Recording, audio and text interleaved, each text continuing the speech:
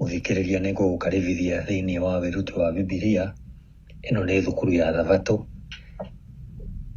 ĩrĩa tũkoragwo tũgĩthoma lesson o kiumia na mweri wa July, August na September mwaka wa 2023 tũraria ũhoro wa andũ a Efeso ũrĩa ũngĩrũmĩrĩra Jesũ hĩndĩ ya thĩna.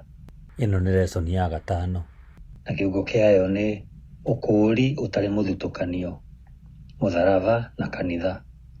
Horizontal Atonement, the Cross and the Church. Ĩrathomwo July 22 nginya July 28 mwaka wa 2023.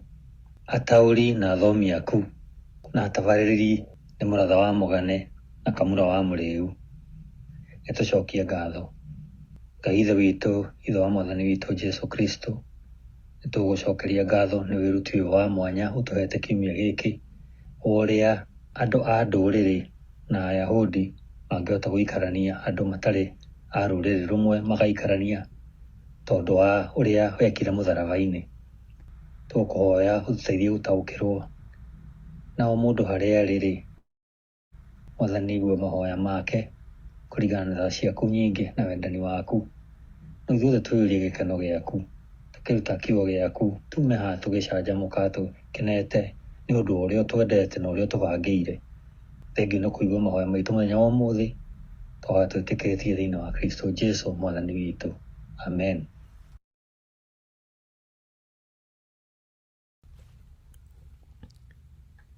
Lesson ya 5, mĩaraho mũthenya wa Thabatũ, tarĩki 22 mweri wa 7 mwaka wa 2023. Kĩongo kĩa lesson ĩno ya kiumia gĩkĩ gĩa 5 nĩ ũkũũri ũtarĩ mũthutũkanio, mũtharaba na kanitha. Ũkũũri ũtarĩ mũthutũkanio, mũtharaba na kanitha. Icigo cia gũthoma kiumia gĩkĩ iria cigũcokerwo kaingĩ lesson-inĩ ĩno nĩ Efeso 2 mũhari wa 11 nginya wa 22, Roma 3 mũhari wa 31, Roma 7 mũhari wa 12, Isaya 52 mũhari wa 7, Isaya 57 mũhari wa 19, Johana 14 mũhari wa 27, Korintho wa mbere 3 mũhari wa 9 nginya wa 17. Gĩcigo gĩa kũnyitana mũtwe nĩ Efeso 2 mũhari wa 13 na wa 14. Ekuga atĩrĩrĩ: no rĩu thĩinĩ wa Kristo Jesũ, inyuĩ arĩa hĩndĩ ĩmwe mwarĩ kũraya, rĩu nĩ mũreharehetwo hakuhĩ nĩ ũndũ wa thakame ya Kristo, nĩgũkorwo we mwene nĩwe thayũ witũ, o we watũmire ithuĩ twarĩ erĩ tũtuĩke ũmwe, na agĩtharia rũirigo rwa rũmena rũrĩa rwatũgayanĩtie.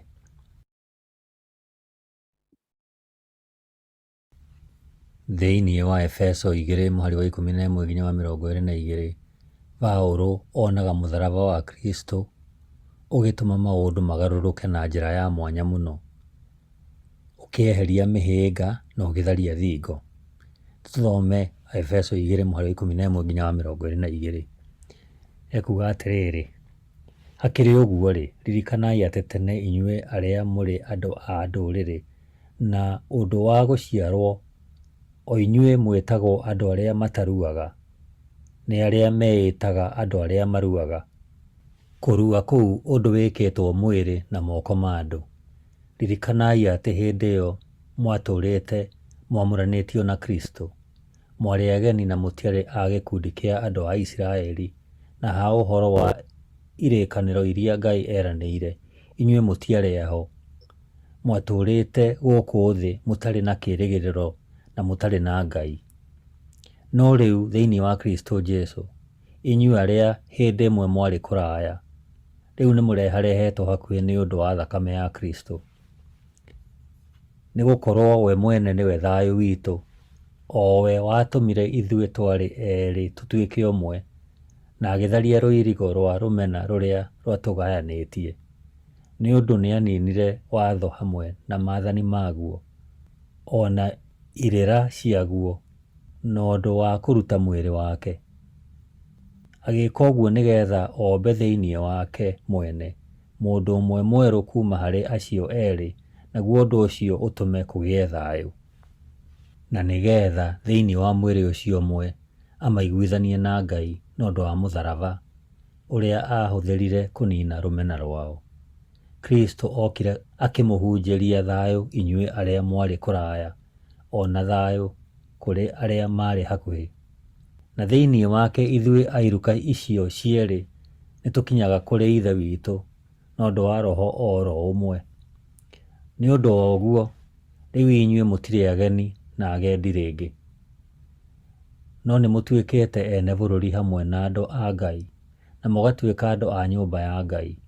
Mwarĩ wa 20, mũgagĩakwo igũrũ rĩa mũthingi wa atũmwo na anabii, nake Kristo Jesũ we mwene agakorwo nĩwe ihiga rĩrĩa inene rĩa koine. Mũtharaba ũrũngiĩ nĩweheragia mũndũ kwĩigua arĩ wiki na nĩwĩiguithanagia andũ na Ngai. Mũtharaba nĩwĩiguithanagia andũ na ũgatũma meigue maiganaine mũndũ na ũrĩa ũngĩ. Mũtharaba ũninaga rũmena na ũkarehe thayũ gatagatĩ ka Ayahudi na andũ a ndũrĩrĩ, ũgatũma matuĩke mũndũ ũmwe mwerũ, ũrĩa twathoma Efeso 2:15. Othe me hamwe magatuĩka hekarũ njerũ, gĩikaro gĩa gũikarwo nĩ Ngai no ũndũ wa Roho wake. Yona Efeso 2:22 yo twathoma. Ũhoro ũcio ũratũruta atĩa ũmũthĩ? We wĩ mũrũrĩrĩ Mũyunani wĩrutĩte gũtĩĩa Ngai wa Ayahudi. Ũhoro wa ma nĩ atĩ nĩũtigĩte ũthathaiya waku wa ngai nyingĩ na ũkamũkĩra Ngai ũrĩa ũmwe wa ma. O ũrĩa ũrathiĩ ũgereire kũu gũthaka nja ya hekarũ ya Jerusalem, mĩgambo ya ũthathaiya nĩĩkwanĩrĩra ũgooci waku. O hĩndĩ ĩyo ũgekora mbere ya kĩhingo kĩa ihiga kĩrĩa gĩkoragwo na ũraihu wa biti 4. Thĩinĩ wa gĩthaku o gĩthaku harĩ na ndũmĩrĩri ĩno yandĩkĩtwo na Kĩlatini na Kĩngiriki: gũtirĩ mũndũ ũtarĩ wa gũkũ ũngĩtonya thĩinĩ wa rũthingo rũrĩa rũrigicĩirie hekarũ. Mũndũ o wothe angĩnyitwo agĩka ũguo nĩagatuĩrwo kũũragwo ihĩtia rĩake. Hĩndĩ ĩyo nĩrĩo ũkeigua ũhingĩrĩirio nja wĩ wiki na ũgatigithanio na arĩa angĩ. Lesoni ya 5 mũthenya wa Jumabiri, tarĩki 23 mweri wa 7 mwaka wa 2023. Kĩongo kĩa lesoni ya mũthenya wa Jumabiri nĩ kũrehwo hakuhĩ thĩinĩ wa Jesũ. Kũrehwo hakuhĩ thĩinĩ wa Jesũ. Ringithania Efeso 2:1-3 ũigue ũrĩa Paũlũ atarĩirie andũ a ndũrĩrĩ ũrĩa mahanaga matanetĩkia, ũringithanie na Efeso 2:11-12. Efeso 2:1-3 hekuga atĩrĩrĩ: ona inyuĩ-rĩ, mwarĩ akuũ nĩ ũndũ wa ũremi wanyu na mehia manyu marĩa mwatũũraga thĩinĩ wamo rĩrĩa mwarũmagĩrĩra mĩthiĩre ya thĩ ĩno na mĩthiĩre ya mwathi wa ũthamaki wa rĩera-inĩ, o roho ũrĩa ũraruta wĩra rĩu thĩinĩ wa arĩa matathĩkagĩra Ngai. Mwarĩ wa 3. Ona ithuothe-rĩ, kũrĩ hĩndĩ twatũũranagia nao, twathagwo nĩ thuti cia mĩĩrĩ itũ na tũkarũmagĩrĩra merirĩria na maũndũ marĩa meciragio nĩ ngoro. O ta acio angĩ-rĩ, ha ũhoro wa kĩĩmerera-rĩ, twatũire tũrĩ a kũrakarĩrwo. Efeso 2:11-12 na gĩkuuga atĩrĩrĩ: hakĩrĩ ũguo-rĩ, ririkanai atĩ tene inyuĩ arĩa mũrĩ andũ a ndũrĩrĩ na ũndũ wa gũciarwo, o inyuĩ mwĩtagwo andũ arĩa mataruaga, nĩ arĩa meĩtaga andũ arĩa maruaga. Kũrua kũu no ũndũ wĩkĩtwo mwĩrĩ na moko ma andũ. Ririkanai atĩ hĩndĩ ĩyo mwatũũrĩte mwamũranĩtio na Kristo.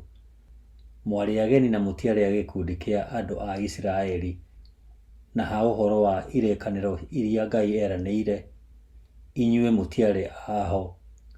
Mwatũũrĩte gũkũ thĩ mũtarĩ na kĩĩrĩgĩrĩro na mũtarĩ na Ngai. Nĩ ũhoro ũrĩkũ ekĩrĩire kĩyo kũũheana na njĩra njerũ wĩgiĩ mahinda mao mahĩtũku? Andũ a ndũrĩrĩ arĩa rĩu metĩkĩtie Kristo na magatuĩka ciĩga cia mwĩrĩ wake, nĩyo kanitha, he hĩndĩ matigithanĩtio biũ na Isiraeli na ũhonokio ũrĩa Ngai amaheaga. Paũlũ atuire nĩ ũndũ wa bata harĩo kũũririkana, Efeso 2:11, kũririkana maũndũ macio ma matukũ mahĩtũku. Hĩndĩ ĩyo matiarĩ na Kristo, ũrĩa mũitĩrĩrie maguta, Mesia wa Isiraeli. Acio maarĩ ageni kuuma rũrĩrĩ-inĩ rwa Isiraeli, na maarĩ ageni kũrĩ kĩrĩkanĩro gĩa kĩĩranĩro. Matiaiguaga ũhoro wa ciĩranĩro cia ũhonokio ũrĩa Ngai amahete thĩinĩ wa history ya ũhonokio.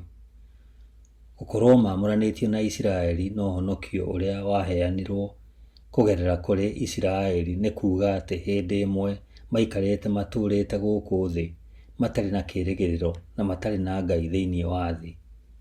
Ĩyo nĩ Efeso 2:12 twathoma. Ningĩ ũtũũro-inĩ wao wa tene, ndũrĩrĩ ciarĩ na haro gatagatĩ-inĩ kao na Ayahudi. Paũlũ nĩ aheanĩte mbica ũrĩa rũmena ta rũu rũkoragwo na mĩri, na njĩra ya kũgweta rũũri rũmwe rwa rũmena rũu rũrĩa arĩ kũrumana. Ayahudi maaragia ũhoro wa andũ a ndũrĩrĩ na kũmeta andũ matarĩ aruu, nao andũ a ndũrĩrĩ metaga Ayahudi arĩa aruu mena rũmena rũingĩ. Efeso 2:11. Ona kũrĩ ũguo, rĩandĩko rĩa Efeso 2:13 rĩonanagia ũndũ ngũrani mũno mahinda-inĩ maya. Paũlũ aandĩkire ũũ: no rĩu thĩinĩ wa Kristo Jesũ, inyuĩ arĩa hĩndĩ ĩmwe mwarĩ kũraya, rĩu nĩ mũreharehetwo hakuhĩ nĩ ũndũ wa thakame ya Kristo.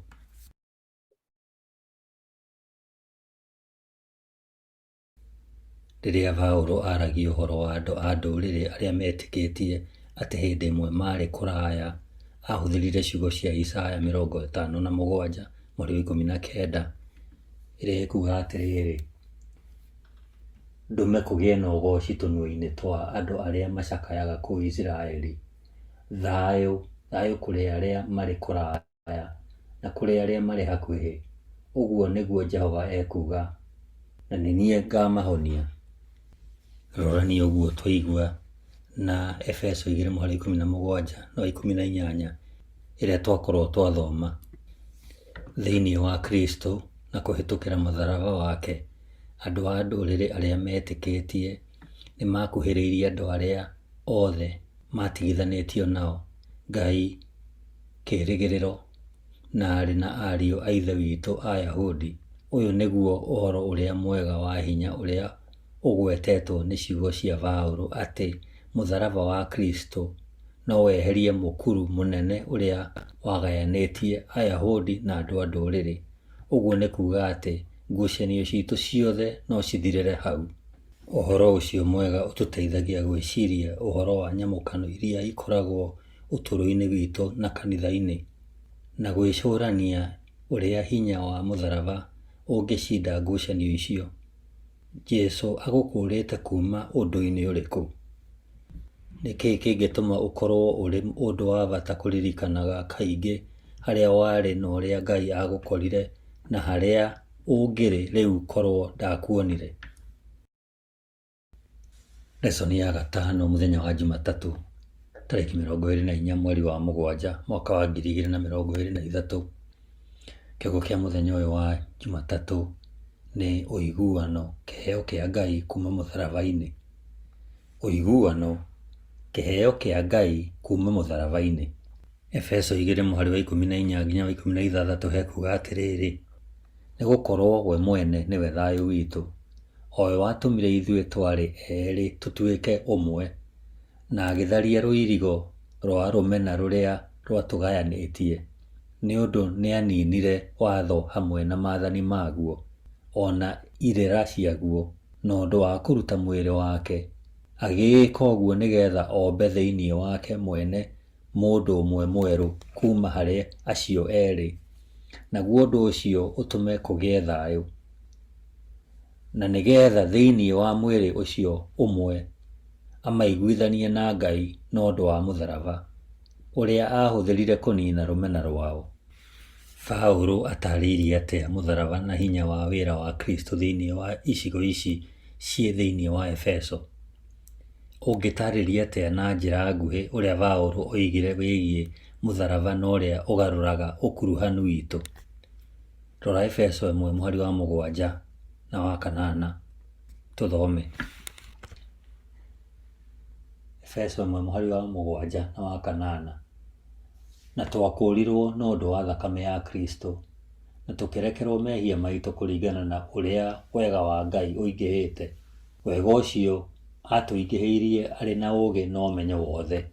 Tũcoke tũthome Efeso 4:32.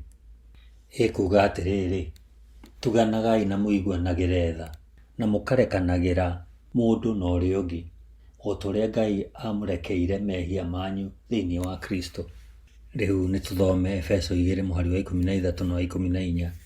Ĩkuuga atĩrĩrĩ, no rĩu thĩinĩ wa Kristo Jesũ, inyuĩ arĩa hĩndĩ ĩmwe mwarĩ kũraya, rĩu nĩ mũreharehetwo hakuhĩ nĩ ũndũ wa thakame ya Kristo. 14. Nĩ gũkorwo we mwene nĩwe thayũ witũ, o we watũmire ithuĩ twarĩ erĩ tũtuĩke ũmwe, na agĩtharia rũirigo rwa rũmena rũrĩa rwatũgayanĩtie. Efeso 2:16. Na nĩgetha thĩinĩ wa mwĩrĩ ũcio ũmwe amaiguithanie na Ngai na ũndũ wa mũtharaba ũrĩa ahũthĩrire kũnina rũmena rwao. Nĩ tũrore Efeso 5:2 na 25. Efeso 5:2. Na mũtũũre mwendaine o ta ũrĩa Kristo atwendire na akĩĩruta nĩ ũndũ witũ arĩ iruta rĩrĩ na mũtararĩko mwega na igongona rĩrutĩirwo Ngai. 25 wa Efeso 5. Inyuĩ athuri-rĩ, endagai atumia anyu o ta ũrĩa Kristo endire kanitha na akĩĩruta nĩ ũndũ waguo.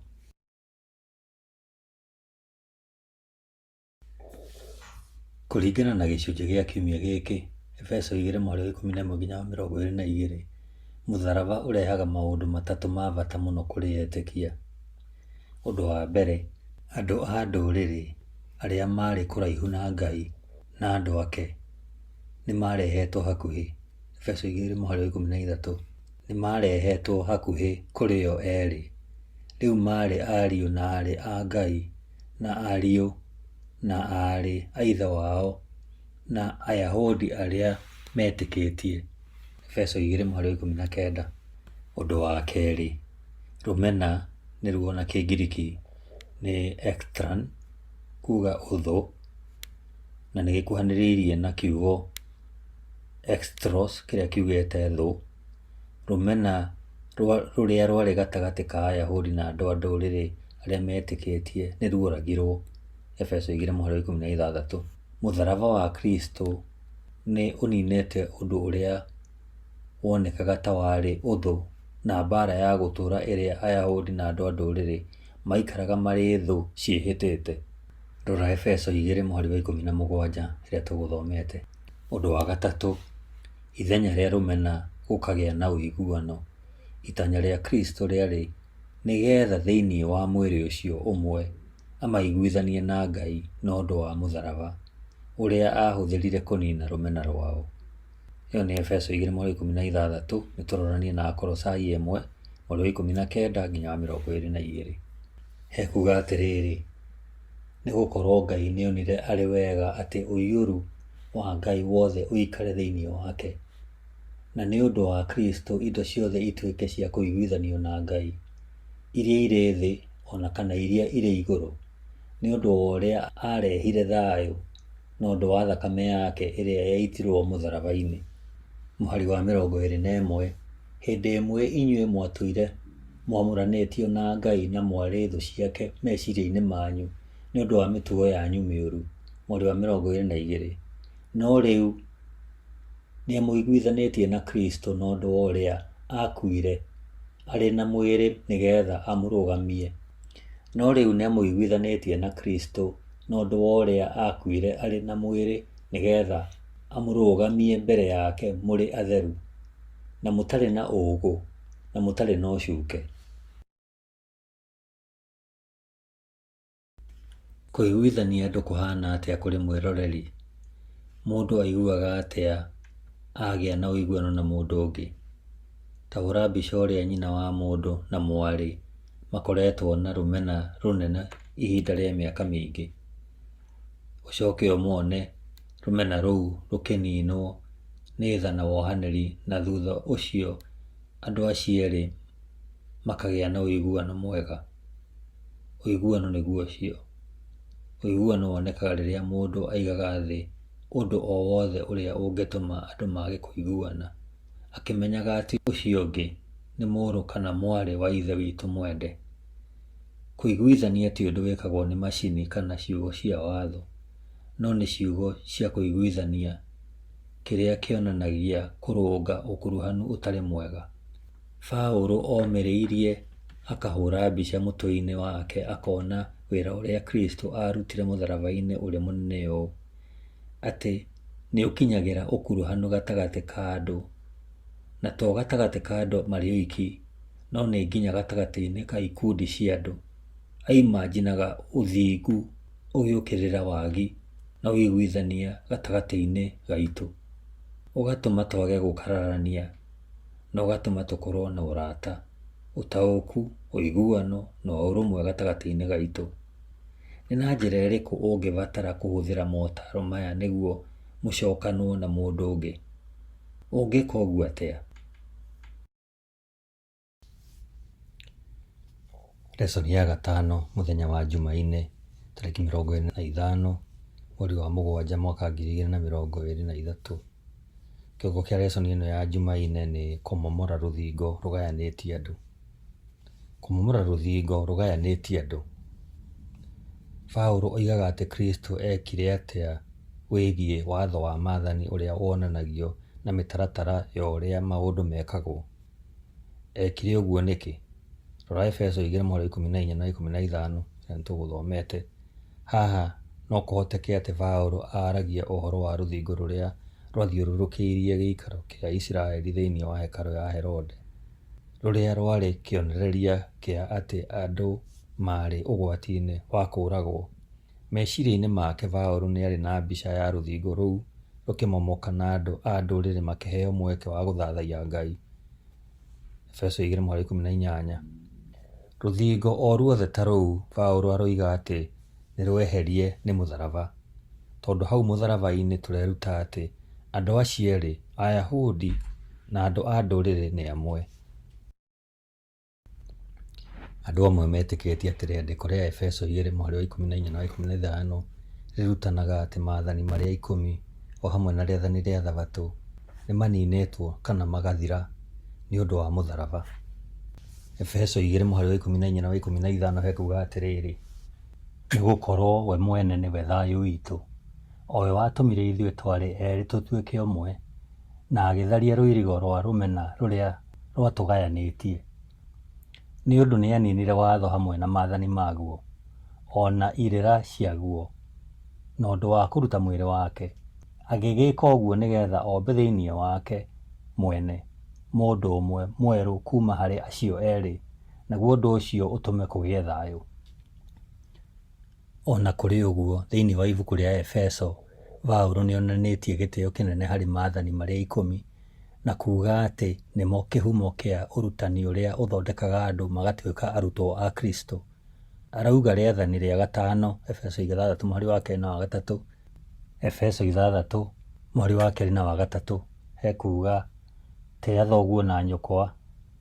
Rĩu nĩrĩo rĩathani rĩa mbere rĩrĩa rĩrĩ na kĩĩranĩro, nĩguo maũndũ maku mothe magacĩre na ũkenere gũtũũra muoyo hĩndĩ ndaya gũkũ thĩ.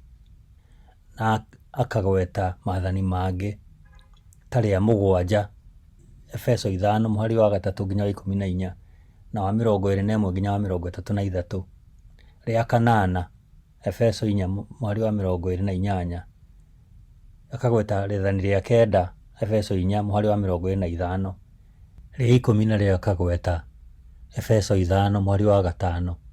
Ũndũ ũcio nĩ ũratwarana na ũrĩa Paũlũ oigĩte hau kabere ũhoro-inĩ wĩgiĩ watho.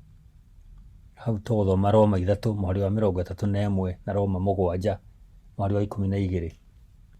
Efeso 5:3-14 hekuga atĩrĩrĩ: no rĩrĩ, thĩinĩ wa thiritũ yanyu gũtikanaiguĩke gũkĩgwetwo ũmaraya kana ũndũ ona ũrĩkũ wa waganu kana ũkoroku, tondũ maũndũ macio matiagĩrĩire harĩ andũ a Ngai arĩa aamũre. Ona gũtikanagĩe mĩario ya ũũra-thoni, ona kana mĩario ya ũrimũ, ona kana mĩario ya itherũ rĩtarĩ rĩega. Mĩario ta ĩyo ndĩagĩrĩire kũgwetagwo. Nĩ kaba gũcokagĩria Ngai ngatho, tondũ nĩ mũĩ wega na ma atĩ gũtirĩ mũhũri maraya kana mũndũ mwaganu ona kana mũndũ mũkoroku. Mũndũ ũrĩa wĩkaga ũguo nĩ mũhoi mĩhianano. Andũ ta acio gũtirĩ ũrĩ na igai thĩinĩ wa ũthamaki wa Kristo na wa Ngai. Mũhari wa 6, mũtikareke mũndũ ona ũ amũhenie na ciugo cia tũhũ, nĩ gũkorwo maũndũ ta macio nĩmo matũmaga mang'ũrĩ ma Ngai makinyĩre andũ arĩa matamwathĩkagĩra. Nĩ ũndũ ũcio-rĩ, mũtikagĩe ngwatanĩro nao, nĩ gũkorwo hĩndĩ ĩmwe mwarĩ nduma, no rĩu mũrĩ ũtheri thĩinĩ wa Mwathani. Tũũrai ta ciana cia ũtheri, nĩ ũndũ maciaro ma ũtheri monekaga thĩinĩ wa ũhoro wothe wa gwĩkana wega na wa ũthingu na wa ũhoro wa ma. Mweri wa 10, na mũtuĩrie muone maũndũ marĩa makenagia Mwathani. Mũtikananyitanĩre na andũ arĩa mekagĩra maũndũ nduma-inĩ marĩa matarĩ maciaro, nĩ kaba mũmoimbũrage. Mweri wa 12, nĩ gũkorwo ona nĩ thoni kũgweta maũndũ marĩa mekagĩrwo hitho-inĩ nĩ andũ acio aremi, no ũndũ o wothe ũrĩa ũrehetwo ũtheri-inĩ nĩ wonekaga. Mweri wa 14, nĩ gũkorwo ũtheri ũcio nĩguo ũtũmaga kĩndũ o gĩothe kĩoneke. Kĩu nĩkĩo gĩtũmaga kwĩrwo atĩrĩ, arahũka we ũkomete, ũriũke ume kũrĩ arĩa akuũ, nake Kristo nĩ egũkwarĩra. Rĩu nĩ tũthome Efeso o ĩyo 5, mweri wa 21 nginya wa 33. Ekuga atĩrĩrĩ, mwĩnyihanagĩriei mũndũ na ũrĩa ũngĩ nĩ ũndũ wa ũrĩa mũtĩĩte Kristo. Inyuĩ atumia-rĩ, mwĩnyihagĩriei athuri anyu o tarĩ Mwathani mũrenyihĩria, nĩ gũkorwo mũthuri nĩwe mũtwe wa mũtumia o ta ũrĩa Kristo nake arĩ we mũtwe wa kanitha, o guo mwĩrĩ wake na nowe mũhonokia waguo. Mweri wa 24, na rĩrĩ, o ta ũrĩa kanitha wĩnyihagĩria Kristo, ũguo no taguo na atumia magĩrĩirwo nĩ kwĩnyihĩria athuri ao maũndũ-inĩ mothe. Inyuĩ athuri-rĩ, endagai atumia anyu o ta ũrĩa Kristo endire kanitha na akĩĩruta nĩ ũndũ waguo, nĩguo awamũre aũtue mũtheru-rĩ, nĩ kũũthambia aũthambirie na maaĩ na ũndũ wa kiugo, nĩguo ahote kwĩrehere we mwene kanitha ũrĩ na riri, ũtarĩ iroro kana handũ hagũtharu, ona kana kaũũgũ kangĩ o gothe, no ũtuĩke kanitha mũtheru na ũtarĩ na ũcuuke. Mũhari wa 28, o ũguo noguo athuri magĩrĩirwo nĩ kwenda atumia ao o tarĩ mĩĩrĩ yao ene. Mũndũ ũrĩa wendete mũtumia wake nĩwe mwene wĩyendete, nĩ gũkorwo gũtirĩ mũndũ ũthũire mwĩrĩ wake mwene, no nĩ kũhe aũheaga irio na akaũmenyerera o ta ũrĩa Kristo ekaga kanitha. Mweri wa 30, tondũ tũrĩ ciĩga cia mwĩrĩ wake. Gĩkĩ nĩkĩo gĩtũmaga mũndũ mũrũme atige ithe na nyina na anyitane na mũtumia wake, na werĩ magatuĩka mwĩrĩ ũmwe.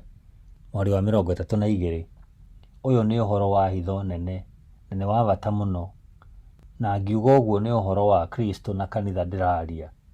Mweri wa 33, no rĩrĩ, o mũndũ nĩ endage mũtumia wake o ta ũrĩa eyendete we mwene, nake mũtumia nĩ aheage mũthuri wake gĩtĩĩo. Paũlũ nĩ agwetete ona rĩathani rĩa kanana. Tũthome Efeso 4 mweri wa 28. Ekuga, mũndũ ũrĩa ũiyaga nĩ atige gũcoka kũiya, nĩ kaba arute wĩra, akenogagia na ekage maũndũ mega na moko make, nĩgetha agĩe na kĩndũ angĩgayana na arĩa mabataire.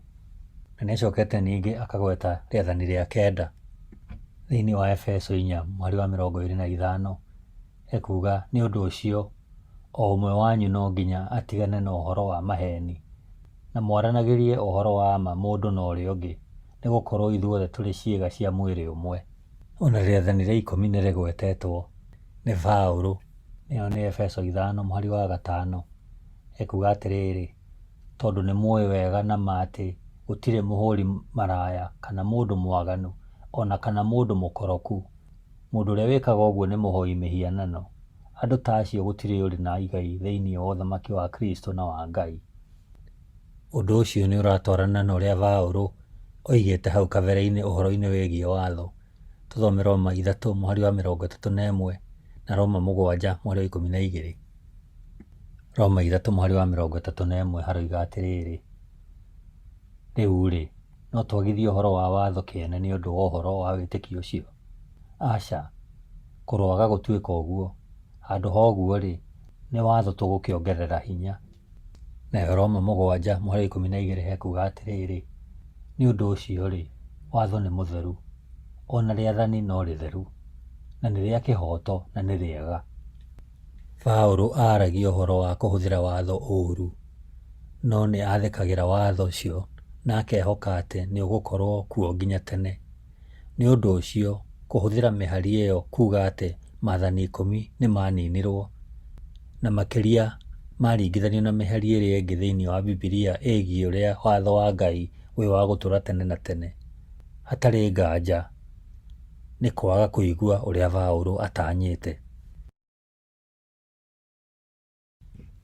Ithenya rĩa ũguo, kũhũthĩra watho ũcio kũrehe ngũrani gatagatĩ ka Ayahudi na andũ a ndũrĩrĩ, na makĩria kũgirĩrĩria andũ a ndũrĩrĩ gũkorwo na ngwatanĩro na andũ a Ngai na gũkorwo mategwĩtĩkĩrio gũtonya kũrĩa kũrathathaiyo, kũngĩkorwo gwĩ kĩndũ kĩ mũgiro kũrĩ Paũlũ, na nĩ kũhũthĩra ũũru muoroto wa watho wa Ngai.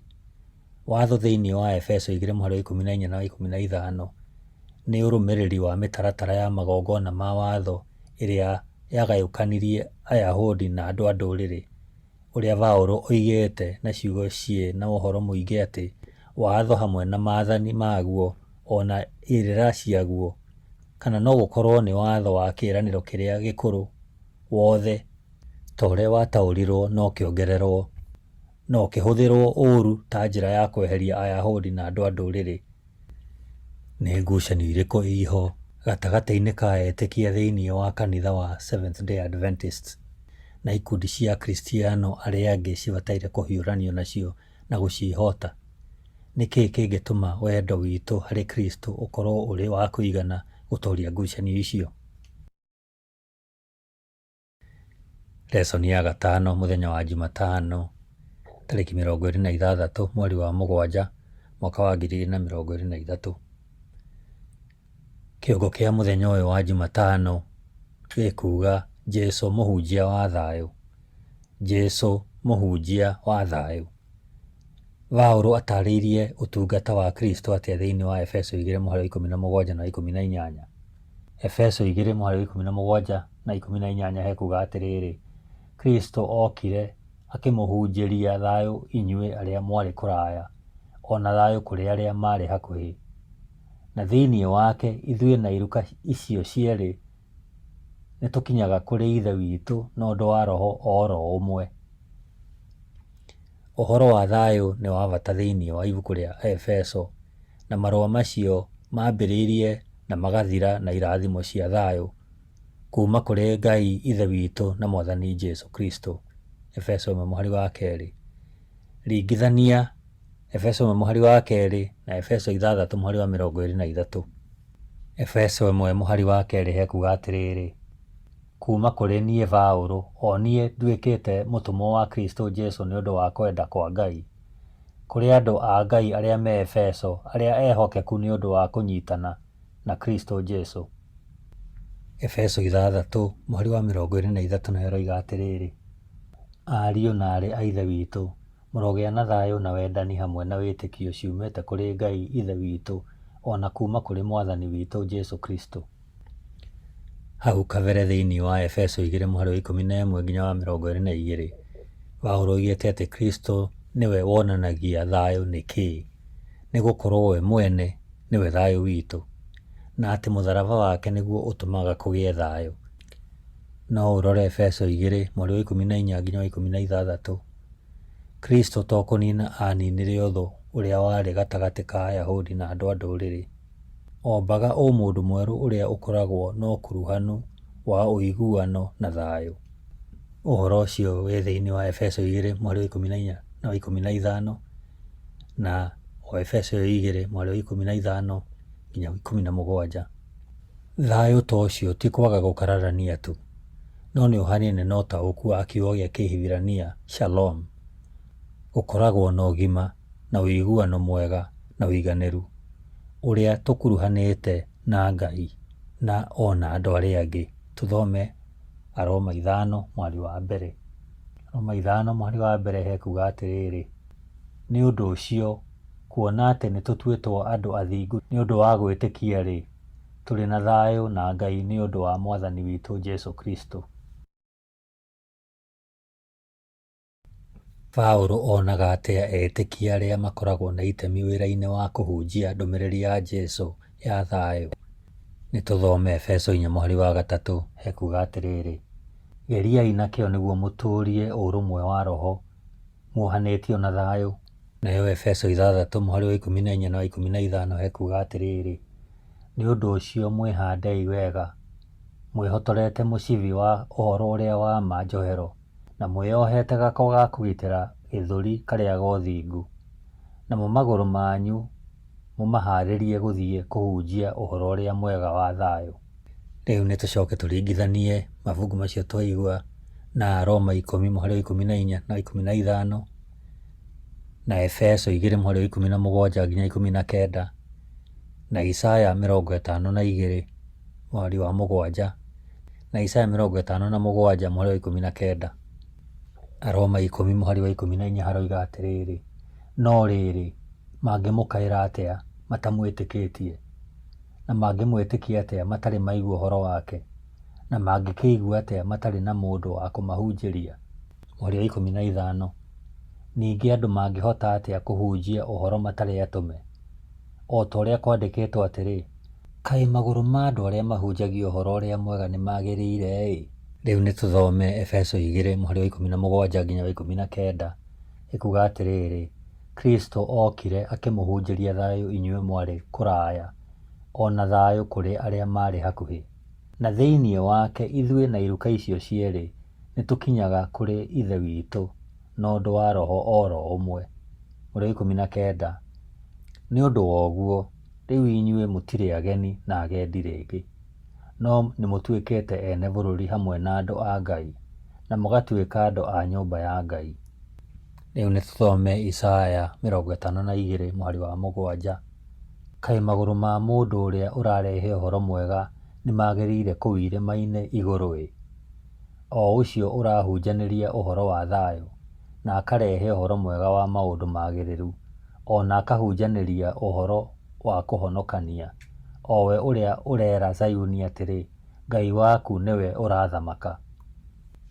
Na rĩu nĩ tũthome Isaya 57 mweri wa 19 ĩkuga: ndũme kũgĩe na ũgooci tũnua-inĩ twa andũ arĩa macakayaga kũu Isiraeli.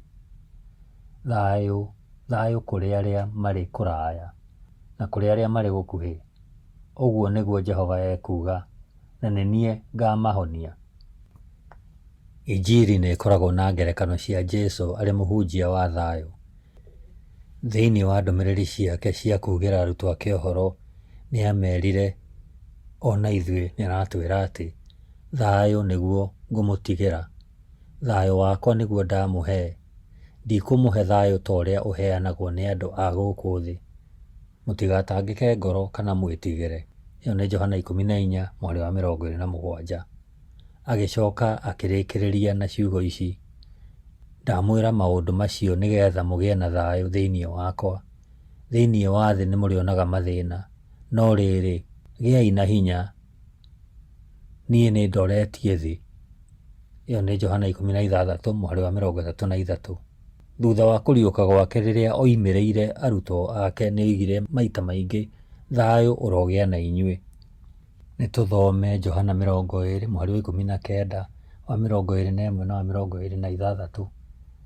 Johana 20 mweri wa 19 hekuga: hwaĩ-inĩ wa mũthenya o ũcio wa mbere wa kwambĩrĩria kiumia, rĩrĩa arutwo marĩ hamwe na mĩrango ĩrĩ mĩhinge nĩ ũndũ wa gwĩtigĩra Ayahudi, Jesũ agĩũka akĩrũgama gatagatĩ-inĩ kao akĩmera atĩrĩ: gĩai na thayũ. Mweri wa 21, na o rĩngĩ Jesũ akĩmera atĩrĩ: gĩai na thayũ o ta ũrĩa Baba andũmire noguo onaniĩ ndamũtũma. Mũhari wa 26 ekuga, thutha wa kiumia kĩmwe arutwo ake marĩ kũu nyũmba rĩngĩ, na Toma arĩ hamwe nao. O na gũtuĩka mĩrango yarĩ mĩhinge-rĩ, Jesũ agĩũka akĩrũgama gatagatĩ-inĩ kao akiuga atĩrĩ, gĩai na thayũ. Thĩinĩ wa Efeso 2:17 na 18, Paũlũ nĩonanirie wega atĩ kũhunjia gwa Kristo ũhoro wa thayũ gwathire na mbere nginya thutha wa ũtungata wake gũkũ thĩ.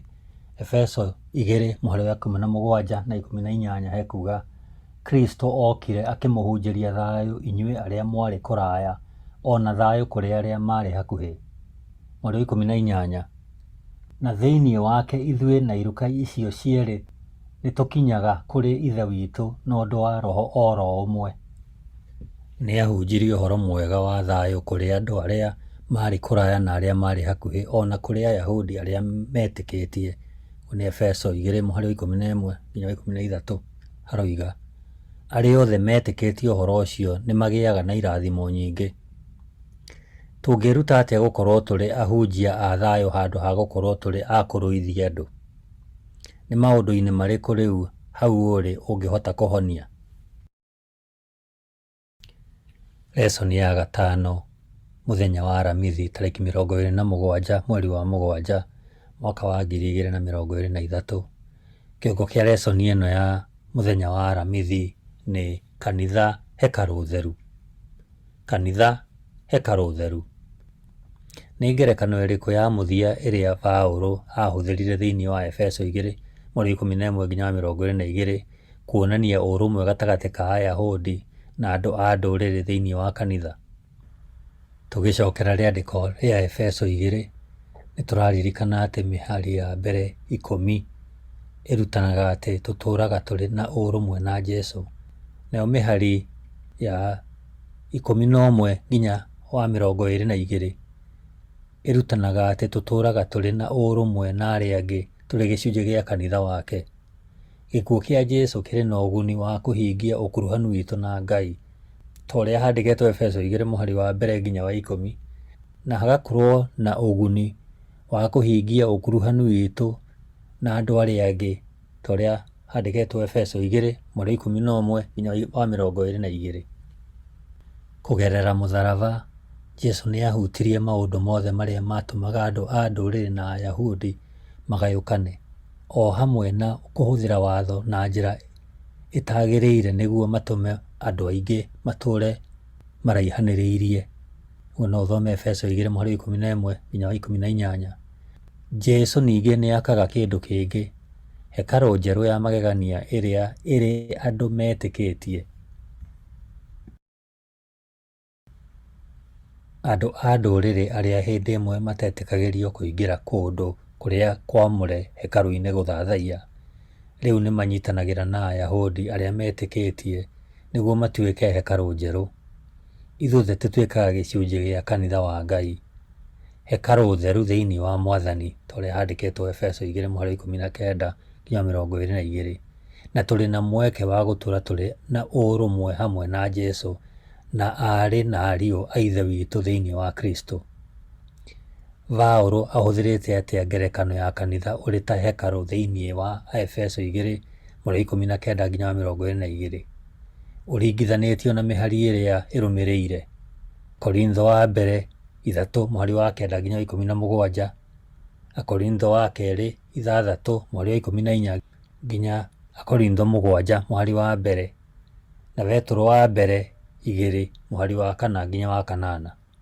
Efeso 2:19-22 hekuga atĩrĩrĩ, nĩ ũndũ wa ũguo, rĩu inyuĩ mũtirĩ ageni na agendi rĩngĩ, no nĩmũtuĩkĩte ene bũrũri hamwe na andũ a Ngai, na mũgatuĩka andũ a nyũmba ya Ngai.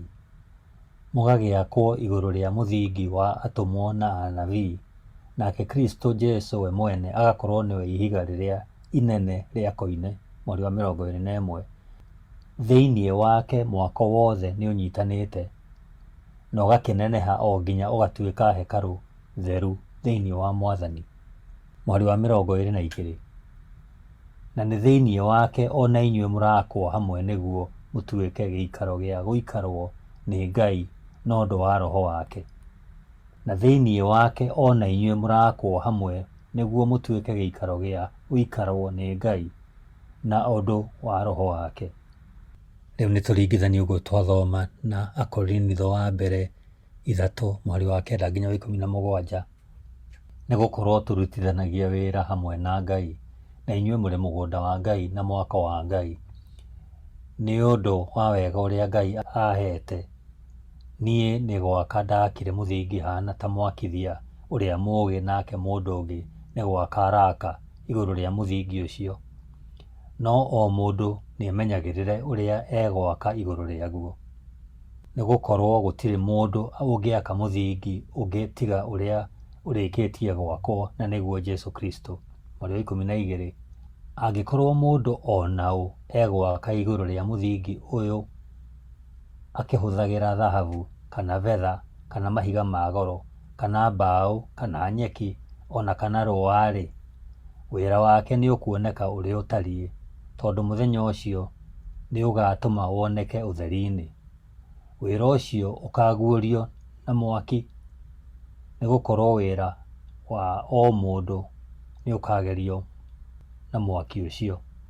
Angĩkorwo kĩrĩa mũndũ akĩte mũthingi igũrũ nĩ gĩgetiria mwaki ũcio-rĩ, nĩ akarĩhwo mũcara wake. Mweri wa 15. Angĩkorwo nĩ ũkahĩa-rĩ, nĩ akorwo nĩguo, no we mwene nĩ akahonoka, no akahonoka ta mũndũ ũgereire mwaki-inĩ. Mweri wa 16.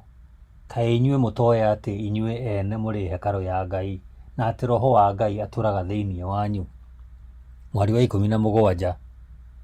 Mũndũ o wothe angĩananga hekarũ ya Ngai-rĩ, Ngai nĩ akamwananga, nĩ gũkorwo hekarũ ya Ngai nĩ theru, na nĩ inyuĩ hekarũ ĩyo. Na rĩu nĩ tũthome Akorinitho wa kerĩ 6 mweri wa 14 nginya Akorinitho 7 mweri wa mbere. Akorinitho 6 mweri wa 14 gũthiĩ na mbere. Mũtikae kuohanio na arĩa matetĩkĩtie ta mwĩkĩrĩtwo icoki rĩmwe nao. Tondũ-rĩ, ũthingu na waganu ingĩgwatanĩra atĩa? Kana ũtheri na nduma-rĩ, ingĩgĩa na ngwatanĩro ĩrĩkũ? Kristo na Beliali-rĩ, marĩ na ũiguano ũrĩkũ? Nake mũndũ ũrĩa wĩtĩkĩtie na ũrĩa ũtetĩkĩtie-rĩ, marĩ na ngwatanĩro ĩrĩkũ? Hekarũ ya Ngai yakĩhota atĩa kũiguana na mĩhianano?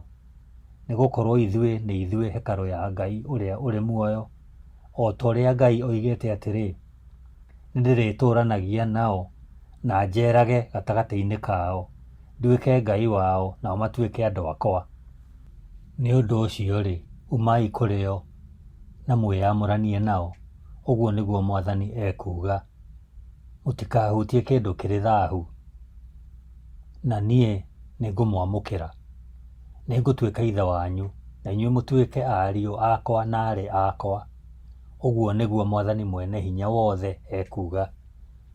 Akorinitho wa kerĩ 7 mweri wa mbere ekuuga atĩrĩrĩ: arata akwa endwa, kuona atĩ nĩ twĩrĩirwo maũndũ macio-rĩ, nĩ twetheriei tũtigane na ũndũ o wothe ũrĩa ũthũkagia mũndũ mwĩrĩ na roho, na tũhingagie ũhoro wa ũtheru nĩ ũndũ wa gwĩtigĩra Ngai. Rĩu nĩ tũthome Petro wa mbere 2 mweri wa 4 nginya wa 8. Ĩkuuga atĩrĩrĩ: ũkai kũrĩ we, o ũcio ihiga rĩrĩ muoyo, o rĩu rĩaregirwo nĩ andũ, no Ngai akĩrĩthuura na nĩ rĩa goro harĩ we. Ona inyuĩ ta mahiga marĩ muoyo-rĩ, nĩ gwakwo mũrakwo mũtuĩke nyũmba ya kĩroho, na mũtuĩke gĩkundi gĩtheru kĩa athĩnjĩri Ngai gĩa kũrutaga magongona ma kĩroho marĩa mangĩtĩkĩrĩka nĩ Ngai nĩ ũndũ wa Jesũ Kristo.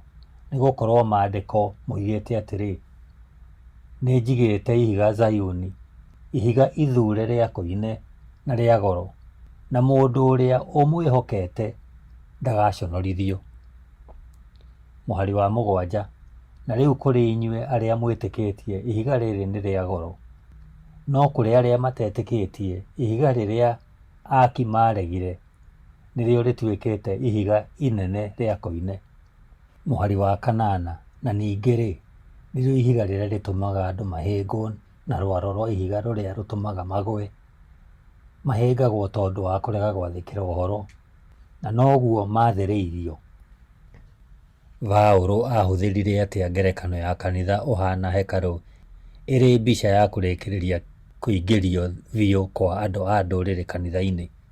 Rĩmwe nĩ magirĩtio gũthathaiya thĩinĩ wa hekarũ, na rĩu to kũingĩra tu, Efeso 2:18, no onao matuĩkaga indo cia gwaka hekarũ njerũ ĩrĩa ĩtuĩtwo gĩikaro gĩa gũikarwo nĩ Ngai no ũndũ wa Roho wake.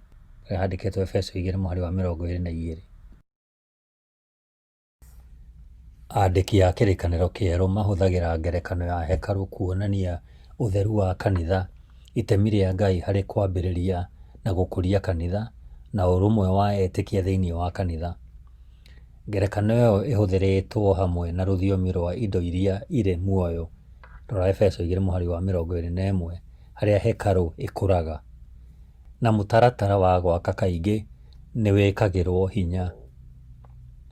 Rora Efeso 2:22, ona inyuĩ nĩ mwakĩtwo hamwe. Handũ ha mũhianano, kanitha nĩ ũhotaga gwĩtĩkĩra ngumo yayo ta hekarũ ya Ngai ũrĩa ũrĩ muoyo.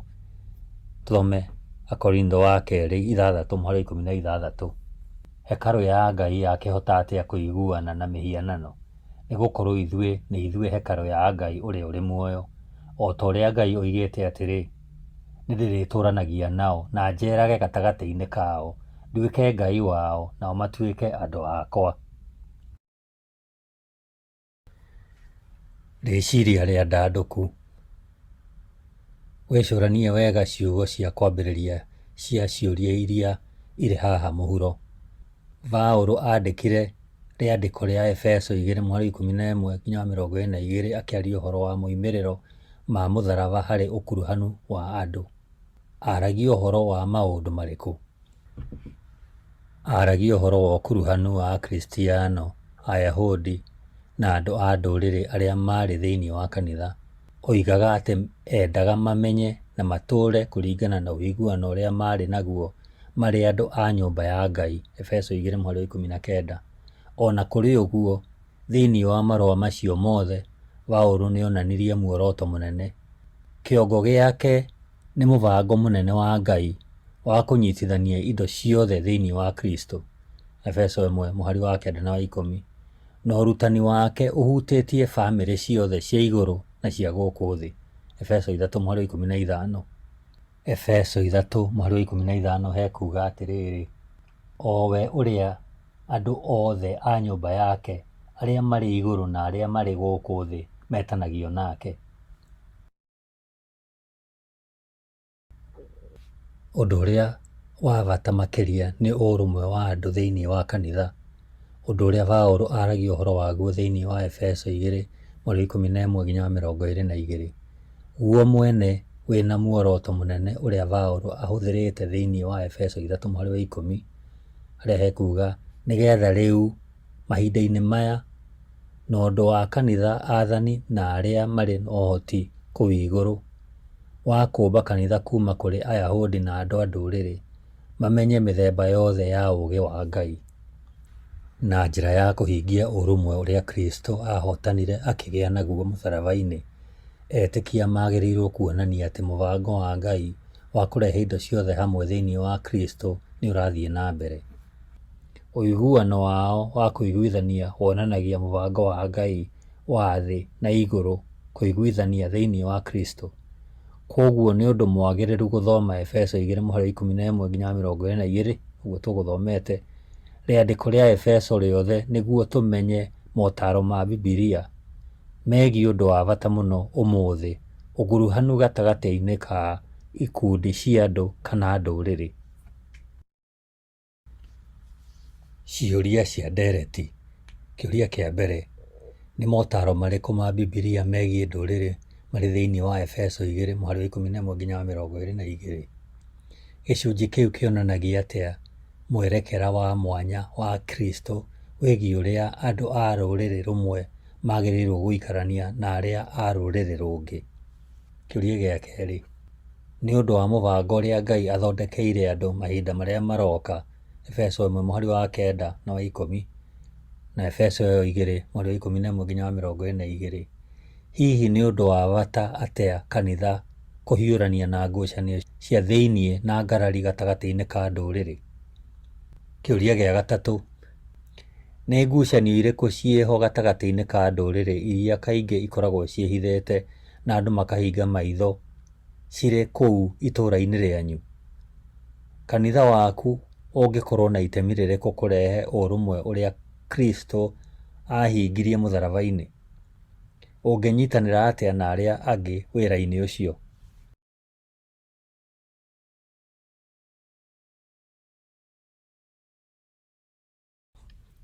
Nĩ twakinya mũthia wa lesson ĩno ya gatano. Thiĩ na mbere kũiga mwĩhoko waku harĩ Mwathani. Angĩkorwo nĩ kũrĩ mũndũ ũĩ ũngĩgunĩka na gũthikĩrĩria na gũthoma lesson ici tũraruta, no ũmũtũmĩre address. Nĩ tũrarĩrio nĩ andũ magatwĩra nĩ ĩramateithia, nĩ tũcokie ngatho. Ngai witũ nĩ ngatho nyingĩ nĩ gũkorwo na ithuĩ kahinda kau. Maũndũ-inĩ mothe rĩ, ngumo na ũgoci na ngatho irogũcokerera we o mũthingu. Twahoya twĩnyihĩtie tukiugaga nĩ wagĩrĩire thĩinĩ wa Kristo Jesũ Mwathani witũ. Amen.